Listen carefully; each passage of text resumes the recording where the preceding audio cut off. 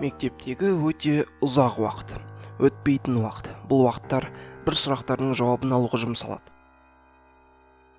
Бірақ дәл қазір біз керісінше істейміз. Дәл қазір сіз жауабын біле алмайтын сұрақпен танысамыз, өйткені жауабы мүлде жоқ. Мен мына пазлды мына бір баланың ойы үшін қолдандым.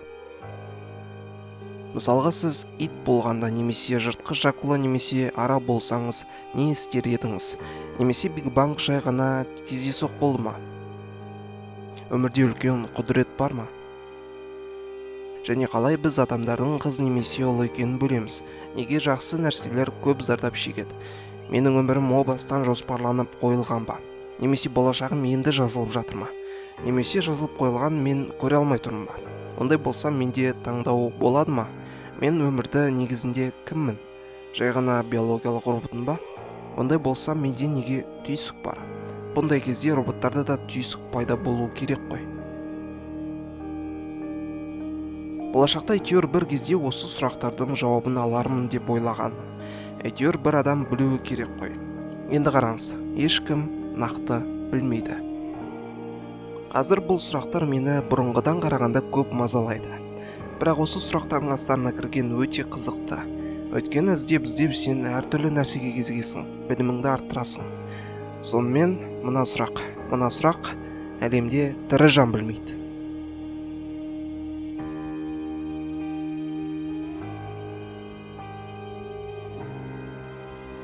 Мен ұшақпен серуенге шыққан кезде ұшақта отқанда таулар мен шөлдерді көп көремін. Және жер планетасының өте дәу екеніне таңғаламын. Сол кезде басқа бір миллиондаған жер планетасы сыйып кететін басқа бір нәрсені еске түсіремін.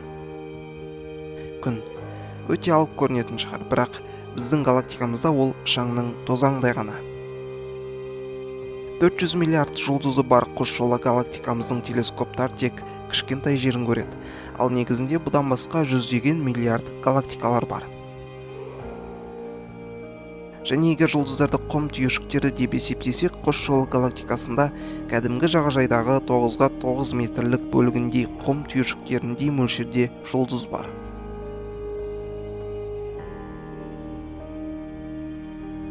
Ал жер планетасында әлемде барлық жұлдыздардың сандай құм түйіршігі жоқ екенін білесіз бе? Егер ондай жағажай болса, жүздеген миллион километрге созылып жатар еді. Стивен Хокинг сияқты айтайын, жұлдыздар сан жетпес. Бірақ ол және басқа да физиктер шынымен де санау мүмкін еместе жұлдыз бар екеніне сенеді. Яғни біздің ең мықты телескоптарымыз көре алатын 100 миллиард галактикадағы жұлдыздар шамамен өте кішкентай бөлігі ғана. Ғарыш өте жоғарғы жылдамдықпен ұлғайып жатыр. Кейбір галактикалардың алыстап бара жатқаны сонша ол жақтан жарық әлі жете алмай жатыр. Сонда да біздің жер планетасындағы физикалық түсініктеріміз сол бір өте алыстағы галактикалармен тығыз байланысты. Біз оларды біздің әлемнің бөліктері деп санаймыз. Өйткені барлығы біздің галактикамен қосылып үлкен бір физикалық заңдары ортақ әлемді құрайды. Ол жақта да біздікіндей атом, молекула, протон, нейтрондар бар. Бірақ заманауи физикалық теориялар, оның ішінде үлкен этаптардың теориясы, әлемде бізден басқа, бізден бөлек типтегі атом, молекулалар бар әлемдер бар екеніне толықтай мәлімдей алады. Кейбіреуінде тіршілік мүлде болмауы мүмкін, олар мүмкін наносекундтарға ғана пайда болып, жоқ болып кетуі мүмкін. Бірақ барлық әлемдер қосылып мульти-әлемді құрайды. Бүкіл типтегі галактикалар, жұлдыздар және әртүрлі өлшем шамаларынан тұрады. Және біз елестете алмайтын таңғажайып мұғжизалар. Стринг теориясына сенсек, әлемде оның 500 дәрежесіндей галактика бар. Бұл бір және оның артынан 500 нөлі бар сан. Бұл сан өте үлкендігі сонша, егер әр атомның ішінде сондай әлем болса, оның ішіндегі атомдардың да өз әлем болар еді. Бұл солай жалғаса берсе де, бұл жаңағы санның бір бөлігі ғана. Атап айтсақ, триллион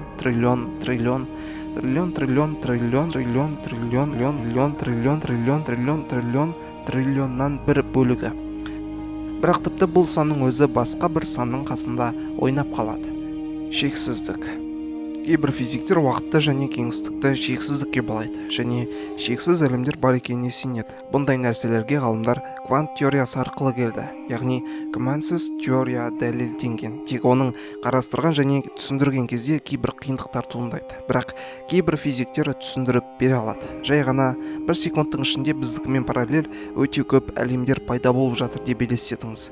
Мүмкін кейбір біздің әлемге өте ұқсайтын болар. Оның ішінде де дәл сізге ұқсайтын адамдар да өмір сүріп жеткен болар.